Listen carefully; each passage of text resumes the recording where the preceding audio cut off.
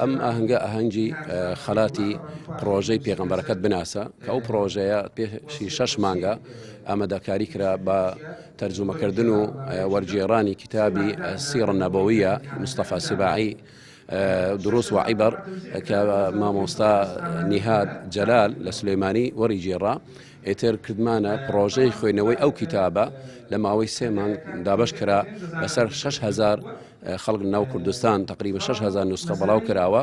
ئێتر دوای ئەوە موعیدی امتحان و تاقیکردنەوە لەسەر ئەم کتابە دانرا بۆ ئەوەی خەڵکێک لە کۆمەلگای ئێمە ئاشنا بکەین بە ژیانی پێغەمبەر صلی الله عليه وسلم.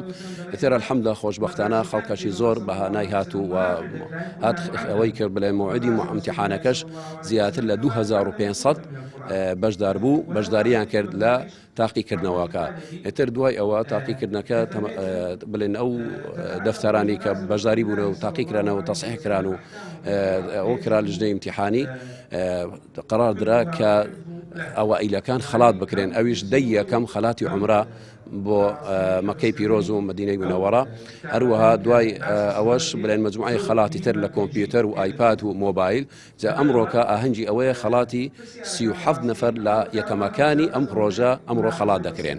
ئێتر پرۆژێکی نمونەیە تقریبا نەمانزانیوە لە ئاستی کوردستان هەمووی لە یادی لەدایکبوونی پێغەمبەر صلی الله عليه وسلم کتێبێک بکرێتە پێشبڕکێ و مسابقە بۆی ژیانی پێغەمبەر خەڵکە پێ ئاشنا بیت و هیوادارین خوای گەورە لێمان قبول بکات ئینشاء الله تعالی.